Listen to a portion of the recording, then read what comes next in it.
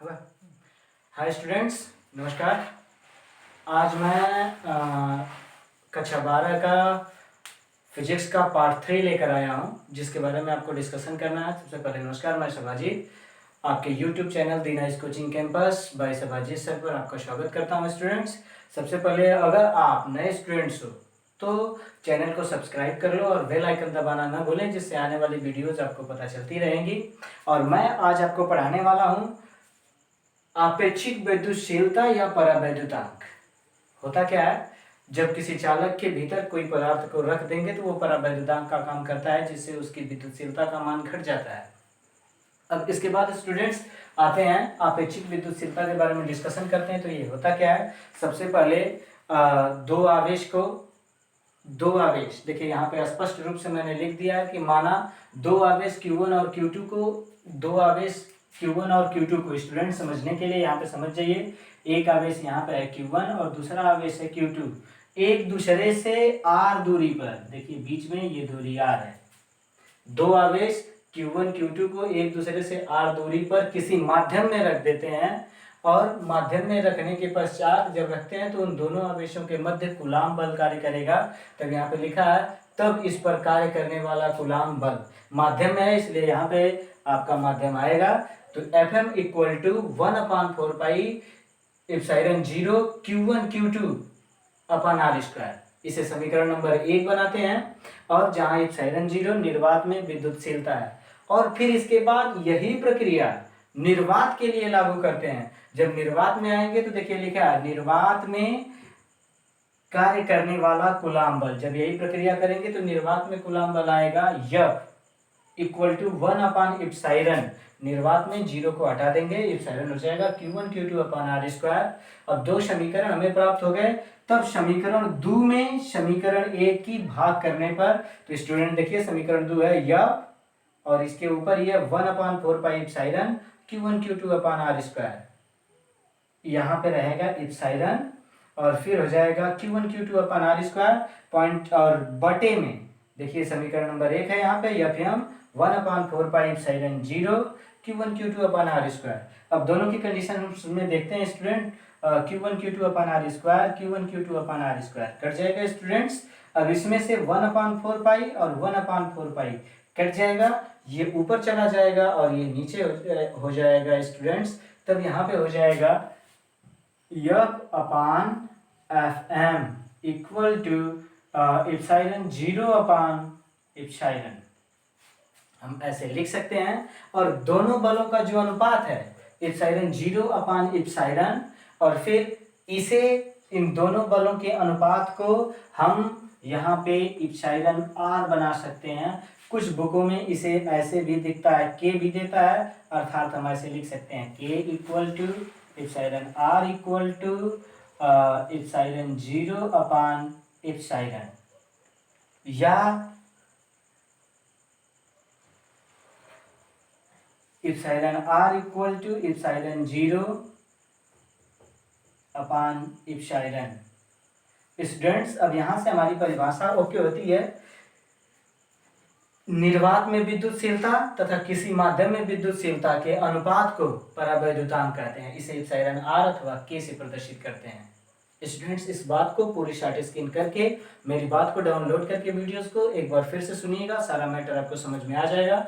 सबसे पहले मैंने समीकरण 1 माध्यम के लिए बनाया, समीकरण 2 निर्वात के लिए बनाया। समीकरण 2 में समीकरण 1 की मैंने भाग कर दी, और काटने के बाद हमारा result F/Fm equal to epsilon 0/एप्सिलॉन। इनके दोनों बलों के अनुपात को यहाँ पे एप्सिलॉन R से हमने प्रदर्शित किया, और कुछ बुकों में परावैद्युतांक को K से प्रदर्शित करते हैं, यानी K equal to epsilon R equal to epsilon 0/एप्सिलॉन। और इस प्रकार से हमारा परावैद्युतांक की परिभाषा निकली। निर्वात में विद्युतशीलता तथा किसी माध्यम में विद्युतशीलता के अनुपात को परावैद्युतांक कहते हैं। ये रहा स्टूडेंट्स, और यहाँ से 3 स्थितियां हमें प्राप्त होती हैं। पॉइंट्स नंबर 1 विशेष स्थितियों में आ जाएंगे। 3 स्थितियां प्राप्त होंगी विशेष स्थितियों में। विशेष स्थितियों में आ जाएंगे स्टूडेंट्स, जहां एप्सिलॉन का मान रखेंगे।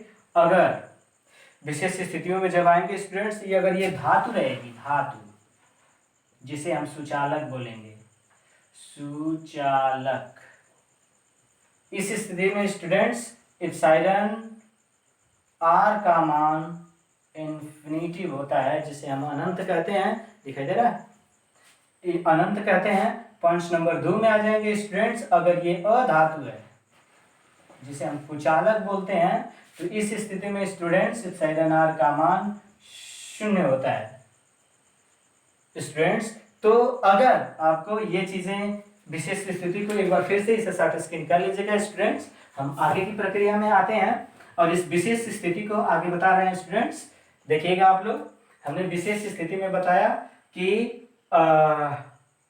अगर ये धातु है सुचालक, तब इप्सिलॉन आर का मान स्टूडेंट इन्फिनिटी होता है। अगर ये अधातु है अर्थात कुचालक है, तब स्टूडेंट्स इप्सिलॉन आर का मान 0 होगा। अगर स्टूडेंट्स आप लोग ये ध्यान रखिएगा, अगर ये निर्वात है या वायु है, तब इप्सिलॉन आर या के का मान 1 होता है स्टूडेंट्स।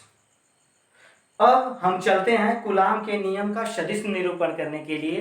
अगली हमारी हेडिंग होगी कूलाम के नियम का सदिश निरूपण। और कूलाम के नियम का जब सदिश निरूपण करेंगे स्टूडेंट्स, तो देखिए करते क्या है, हमारी हेडिंग होगी कूलाम के नियम का सदिश निरूपण।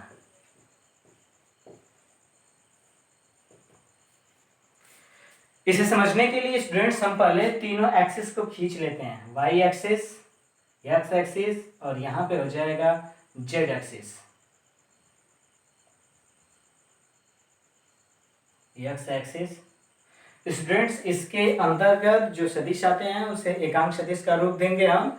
और सबसे पहले हम यहाँ पे बिंदु O मान लेते हैं और इस बिंदु O से R दूरी पर बिंदु P है और R दूरी इसे मान लेते हैं ये R1 है, R1। और दूसरा बिंदु Q है, ठीक है, R2 दूरी पर है स्टूडेंट्स। और इन दोनों पर P पर Q1 आवेश उपस्थित है और यहाँ पे Q2 आवेश उपस्थित है। और यहाँ पे ये जो सदिश है इसे R21 और इस वाले को R12, यानी पहले के सापेक्ष दूसरा और इसमें दूसरे के सापेक्ष पहला सदिश है, ठीक है। यानी R2 के सापेक्ष R1 और इसमें R1 के सापेक्ष R2। अब दोनों स्थितियों में आते हैं स्टूडेंट्स। अब आगे हम ज्ञात करते हैं, अगर हमें लिखना पड़ेगा तो लिखेंगे माना दो बिंदु आवेश Q1 तथा Q2 बिंदु O से R1 R2 दूरी पर x y अक्ष के अनुदिश स्थित हैं, जहां पर हमें Q2 के सापेक्ष, देखिए कूलाम के नियमानुसार, अब यहां पे लिखेंगे कूलाम के नियम से, कूलाम के नियम से Q2 आवेश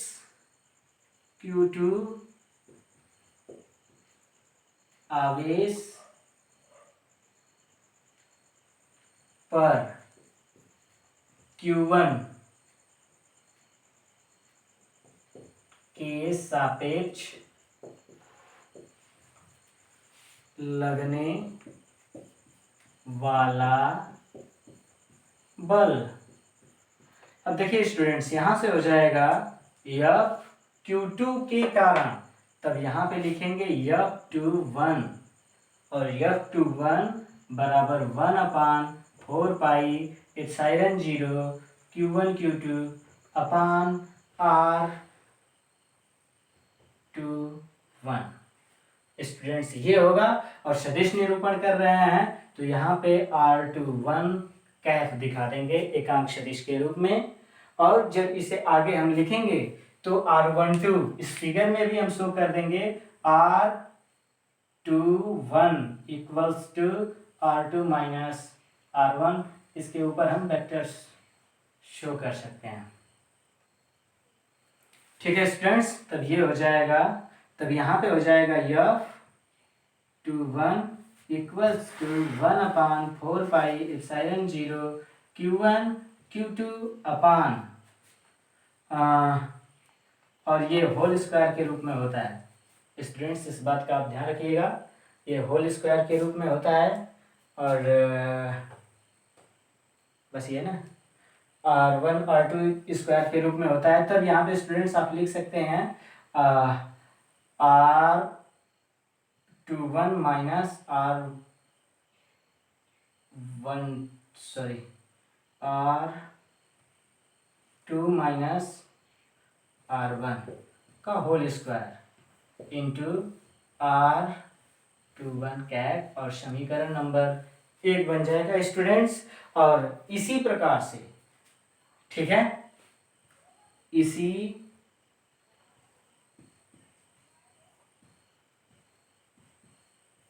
प्रकार Q1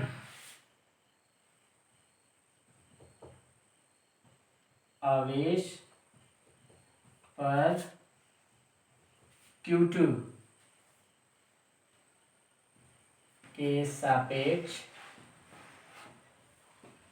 लगने वाला बल। स्टूडेंट्स यहाँ पे हो जाएगा F12 equal to 1/4 pi epsilon 0 Q1 Q2 upon same समीकरण इसके भांति लिख देंगे। 1 की भांति यहाँ पे हो जाएगा R1 माइनस R2 का होल स्क्वायर इंटू R12 एक कैफ के रूप में हो जाएगा। इसे समीकरण नंबर 2 दे देंगे।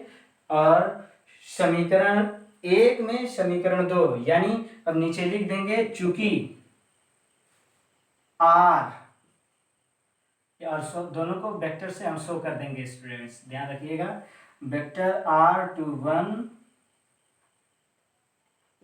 का मान वेक्टर R12 के परिमाण में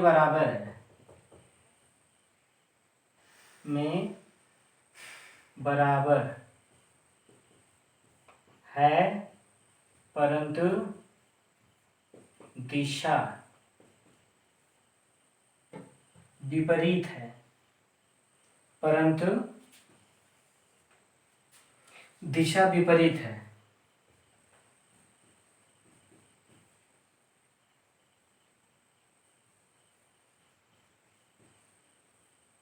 विपरीत है।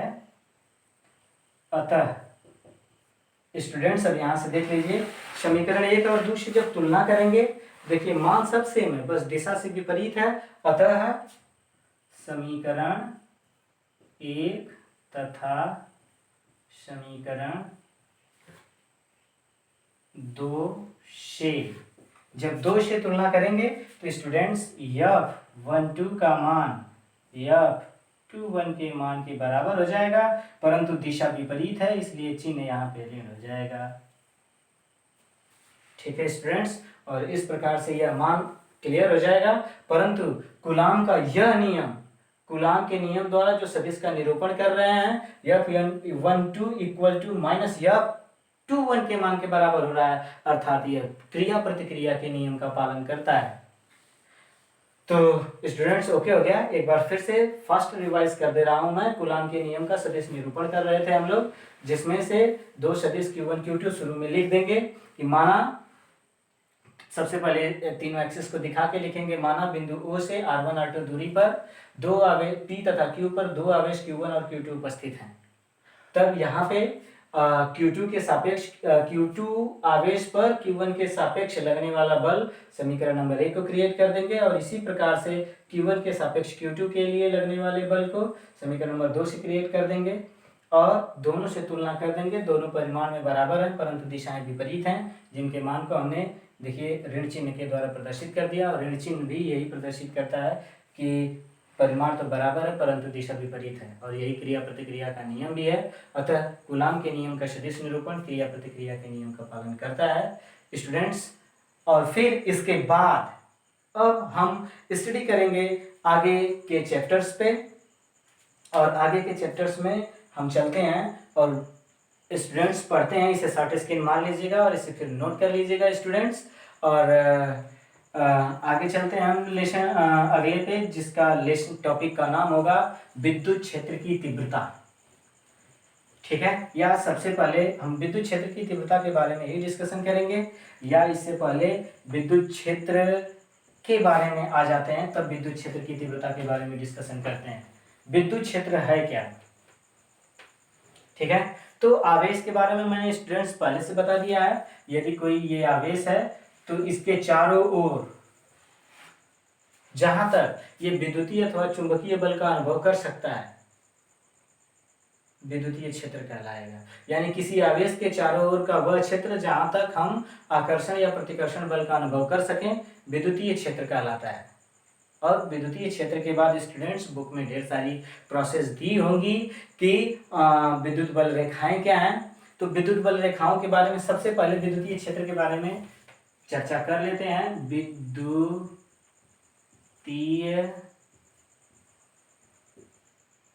क्षेत्र, ठीक है स्टूडेंट्स। और फिर इसके बाद विद्युतीय क्षेत्र के बाद विद्युत बल रेखाओं के बारे में चर्चा करते हैं। विद्युत बल रेखाएं, ठीक है स्टूडेंट्स।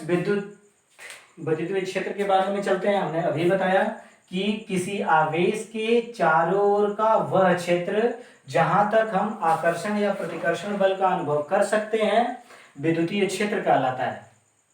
और विद्युतीय क्षेत्र हो गया तब विद्युत बल रेखाओं के बारे में स्टूडेंट डिस्कशन करते हैं कि विद्युत बल रेखाएं क्या हैं। तो विद्युत बल रेखाओं को हम स्पष्ट देखते नहीं है, ये काल्पनिक रेखाएं हैं। जैसे आप विद्युत बल रेखाओं में आप देखते हैं जहां पर विद्युत धारा प्रवाहित कर दी गई है, आप नॉर्मल तार के पास जाते हैं तो आपको कुछ अनुभव नहीं हो पाता है, नॉर्मल समझ में आता नहीं है। यदि विद्युत बल रेखाओं में धारा की मान बढ़ाया जाता है, अगर हम बड़े वाले खंभे के नीचे से जाते हैं तो ऐसा लगता है कि वो हमें खींच लेगा। यानी उसमें विद्युत बल का मान बढ़ चुका है, धारा का मान बढ़ चुका है, तो ऐसा लगता है कि वो हमें खींच रहा है कुछ रेंज के अंतर्गत, तो हमें कल्पना महसूस होती है।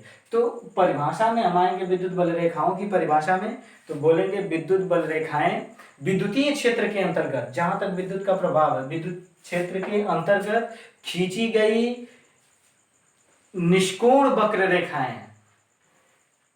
ठीक है स्टूडेंट्स। तब इसके बाद आते हैं विद्युत बल रेखाओं के गुण पे।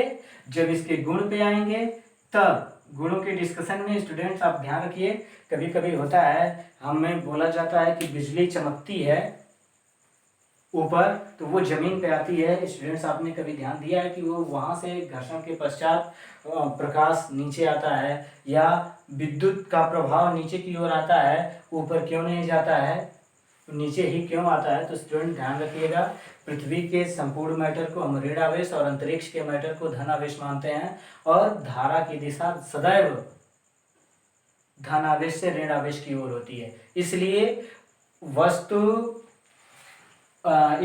वस्तु जो वहां से ऊपर से धनावेश का प्रभाव नीचे की ओर आता है, इसलिए धारा का प्रवाह यानी विद्युत हमेशा अंतरिक्ष से पृथ्वी की ओर आती है। इसलिए जब विद्युत बल रेखाओं के गुण पे आएंगे तो सबसे पहला ही गुण हम लोग पढ़ेंगे कि विद्युत बल रेखाएं सदैव धन सिरे से शुरू होती हैं और ऋण सिरे पर जाकर समाप्त होती हैं। स्टूडेंट ये ध्यान रखिएगा, धन सिरे से शुरू होती हैं, ऋण सिरे पर जाकर समाप्त होती हैं। फिर पॉइंट नंबर 1 था ये। पॉइंट नंबर 2 में आएंगे स्टूडेंट्स, तो पॉइंट नंबर 2 में ये ध्यान रखेंगे कि विद्युत बल रेखाएं जो हैं कभी भी बंद वक्र नहीं बनाती हैं। ठीक है, ये बंद वक्र नहीं बनाती हैं। पॉइंट्स नंबर 3 में स्टूडेंट्स हम पहुंचेंगे। तो पॉइंट्स नंबर 3 में पहुंचने के पश्चात स्टूडेंट्स हम हमेशा ध्यान रखेंगे कि विद्युत बल रेखाओं की जो संख्या होती है, विद्युत बल रेखाओं की जो संख्या होती है हमेशा Q/ε0 के मान के बराबर होती है। और इस प्रकार से स्टूडेंट ढेर सारे गुण आपको मिलेंगे, इन गुणों को पढ़ लीजिएगा। जो गुण आपको समझ में नहीं आते हैं या जो भी वीडियोस की वीकनेस आपको मिलती है स्टूडेंट्स, एक बात का ध्यान रखिएगा, केवल अच्छा कमेंट में अच्छा वेरी गुड करने का कोई मतलब नहीं है स्टूडेंट्स। जो बातें आपको समझ में नहीं आती हैं उस बात को आप कमेंट में जरूर बताएं, सर इसका मतलब क्या होगा, कैसे समझ में आएगा। तो स्टूडेंट आज के लिए हम यहीं पे रोकते हैं और कल से हमारा टॉपिक होगा विद्युत क्षेत्र की तीव्रता। और वीडियो कैसा लगा कमेंट बॉक्स में जरूर बताइएगा और अपनी वीकनेस को जरूर बताइएगा। चैनल को सब्सक्राइब कर लीजिएगा। धन्यवाद।